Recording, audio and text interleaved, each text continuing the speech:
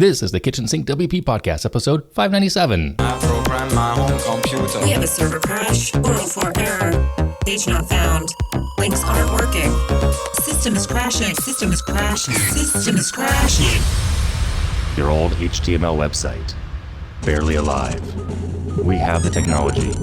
We have WordPress. A new website, better than it was before. Better, stronger, faster.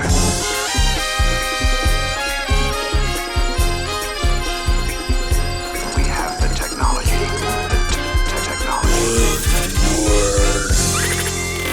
Why, hello everybody, this is Adam Silvey, host of the Kitchen Sink WP Podcast. Thanks for being here. Let's get started. All right, upcoming events. Next weekend, there are no WordCamps, but like I said last week, the summer photo contest is in full effect. It started on the 1st. It goes all month. That link is in the show notes. If I'm not mistaken, you just go to wordcamp.com.org. Anyway, but you'll find it there as well. So you have all month to submit photos for the contest. Lots of cool prizes that are still being determined what they will be, but I'm sure they'll be awesome. So there's that. Moving on, segment 1 in the news. Two things here. First and foremost, WordPress 6.9 has been scheduled to be released on December 2nd, which is only a few months away. August, 4 months. Pretty cool. Link in the show notes to the make.wordpress post over written by, was it Anna? I think it's Anna, not Anna. I can't think of her name. Nonetheless, it's there about what's coming and what's being worked on. So it looks pretty cool. So that's nice.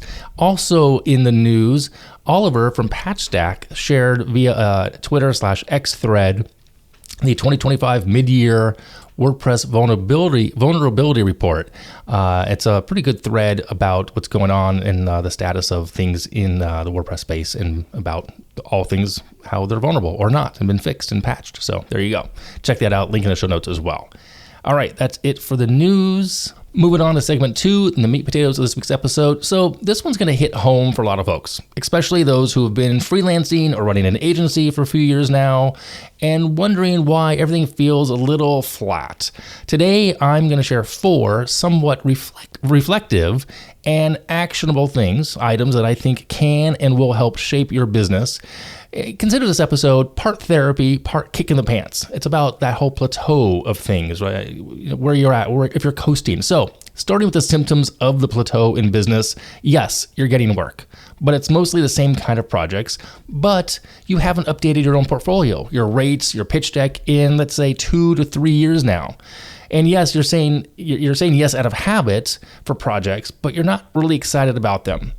And yes, your calendar is full, but you're not creatively fulfilled. So, there's that saying, everything is, quote, fine, but nothing is firing. Nothing is really just pushing the right buttons for you. So the next step, what do you do here in the situation of this plateau? Well, do a self-audit.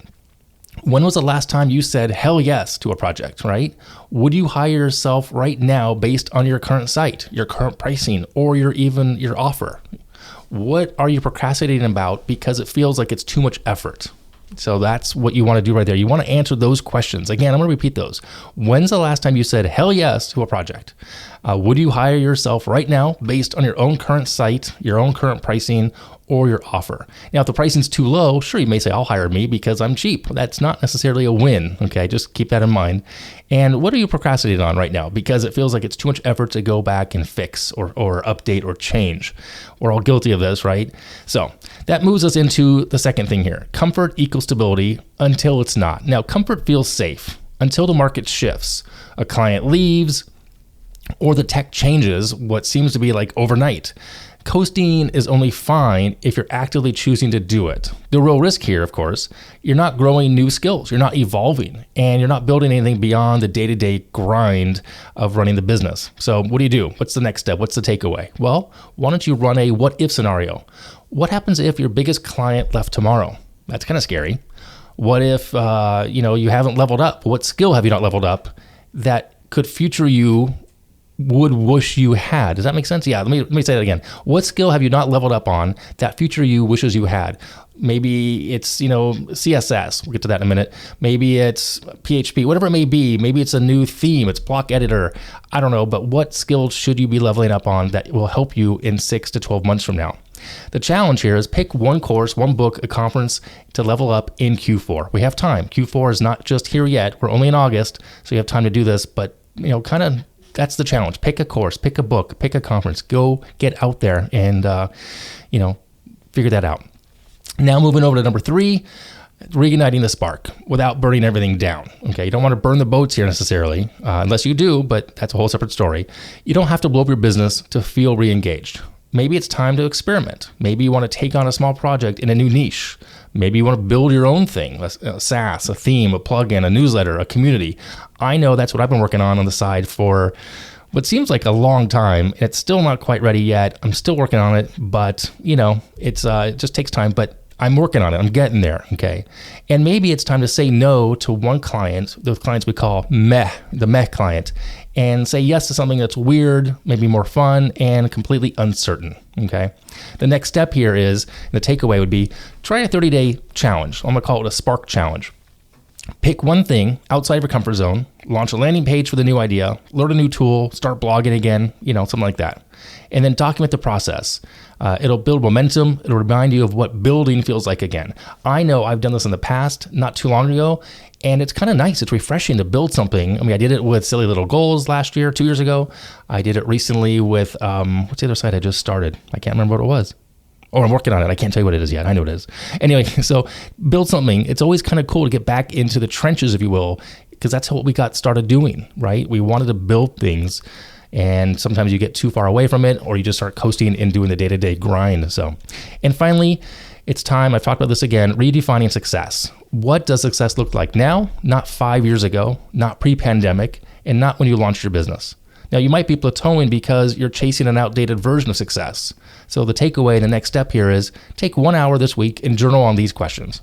What do you actually want your business life and your business to look like in the next 12 to 18 months? So your business life, all three of those kind of things in the next 12 to 18 months. What are you doing that feels like an obligation, not alignment? That's a good one, right? And what are you comparing yourself to that's keeping you stuck? Are you comparing yourself to another person in the space, another podcaster, another video person, whatever it may be? What are you comparing yourself to that's keeping you stuck where you're at right now? So there you go. Those are my 4 suggestions, takeaways, little therapy, little kick in the pants to get you unstuck if you've reached a plateau in being a freelancer and or an agency owner. I've gone through all 4 of these many times in the past 9 years. So there you go. All right, moving on, segment 3, tip and tool of the week. This week, it's a plugin. It's called criticalcss.net. It's at a website. It's by my friend Seth Alien, actually. He just posted recently that he announced that he did this. It's a, how do I want to word this? It's a free plugin that helps WordPress sites easily add both critical CSS and remaining CSS with the unused styles removed to any page. There's a free generator over at criticalcss.net for manually adding styles with an optional API key to keep the plugin, to keep those styles up to date as the site changes. Pretty cool. I checked it out. I actually checked it out for the KitchensinkWP podcast website. The secondary CSS saved about 86.86% by stripping out the unused CSS rules. I have not put it on there yet, but I just ran it. It was free, so I'll check that out as well. So check it out. It's free. There's a free level. There's a monthly paid, and etc. So check it out. Cool work, Seth. All right, I'm going to wrap it up here. If you have any questions, go ahead and send it in via email, adam@kitchensinkwp.com, or use that speak pipe with the function on the website. If you want to support the show, become a Patreon or buy me a coffee. That'd be great. And if you want to sponsor the show, there's a form. Fill that out. I'll get right back to you. We'll talk about that. Thanks for listening. See you next week. And now go out and do some awesome things with WordPress. All right. Bye-bye.